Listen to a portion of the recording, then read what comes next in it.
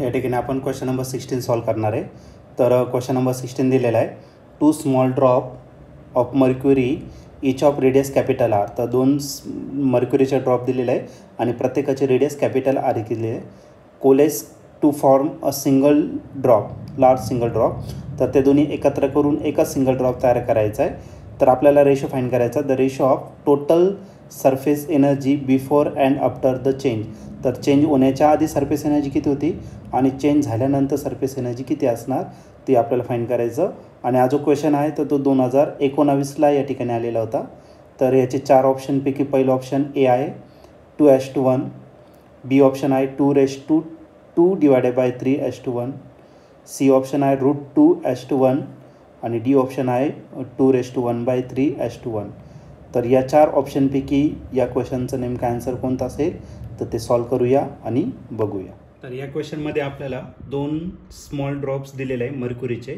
प्रत्येकाची रेडियस किती आहे, कॅपिटल आर इतकी त्याची रेडियस आहे. ओके, तर मी एक काम करतो, डायग्रामच्या सहाय्याने तुम्हाला हे एक्सप्लेन करतो. तर 2 स्पेरिकल ड्रॉप्स दिलेले आहे, कशाचे, मर्क्युरीचे. याचे रेडियस किती आहे आर आणि याचे पण रेडियस किती आहे कॅपिटल आर. तर 2 ड्रॉप, आता हे दोन्ही काय करायचे आपल्याला, कोलेस टू फॉर्म सिंगल ड्रॉप. तर यांना एकत्र करून आपल्याला एक सिंगल ड्रॉप करायचा आहे आणि सिंगल ड्रॉपची रेडियस आपण किती घेतली तर स्मॉल आर इतकी आपण या ठिकाणी रेडियस घेतलेली त्याची. Okay, small R is the radius of that big drop. तर हे झालं तुमचं रेडियसचं रिलेशन, हे दिलेलं आहे तुम्हाला. जर आपल्याला रेशो फाइंड करायचं total surface energy before and after the change. तर चेंज होण्याच्या आधी आणि चेंज झाल्यानंतर काय काय असणार आहे ते आपल्याला या ठिकाणी फाइंड करायचं. सर्वात पहिले तर आपल्याला काय लागेल, तर याचं व्हॉल्यूम जेवढं असेल तेवढंच याचं पण व्हॉल्यूम असणार. ठीक आहे, मग व्हॉल्यूम ऑफ 2 ड्रॉप्स, एका ड्रॉपचं जे व्हॉल्यूम आहे ते किती असेल 4/3πr³ एवढं काय असणार तर त्याचं व्हॉल्यूम असेल. ठीक आहे, असे किती ड्रॉप्स आहे, एका ड्रॉपचं एवढं आहे तर असे 2 ड्रॉप आहे. मग 2 ने याला काय लागेल तुम्हाला मल्टिप्लाय. आणि जो सिंगल ड्रॉप आहे त्या सिंगल ड्रॉपचं व्हॉल्यूम किती असेल 4/3πr³ इतकं असेल. ठीक आहे, 4/3π काय आला कॅन्सल, म्हणजे करायला 2 capital R³ is equal to काय असेल स्मॉल R³. याचं तुम्ही क्यूब रूट घेऊ शकतात, म्हणजे स्मॉल आर जो भेटेल तो किती भेटेल तर 2⁻1/3 कॅपिटल आर इतकं भेटेल.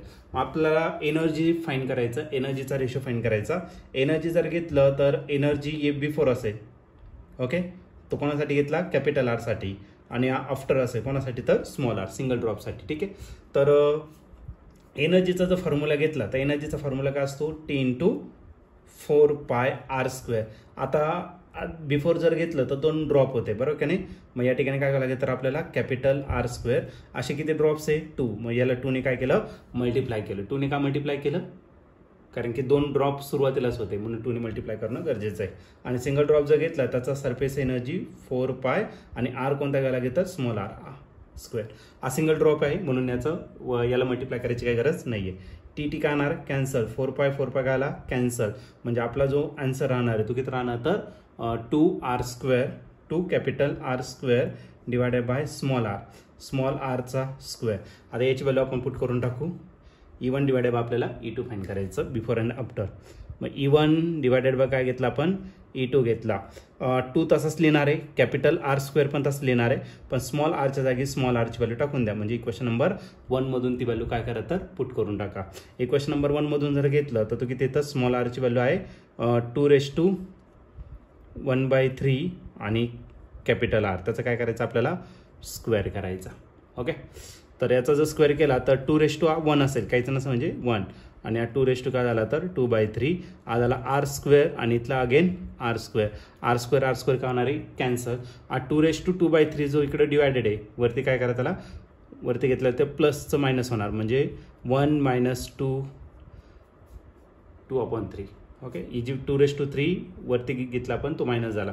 याला क्रॉस मल्टिप्लाय जर केलं तर 2⁻3 - 2 डिवायडेड बाय काय आला तर 3. ओके, 2 - 1 सॉरी 3 - 2 किती झाला 1, म्हणजे हा 2 किती असणार तर 1/3. मग या रेशो जर घेतला एनर्जीचा रेशो तर तो असेल 2:1/3.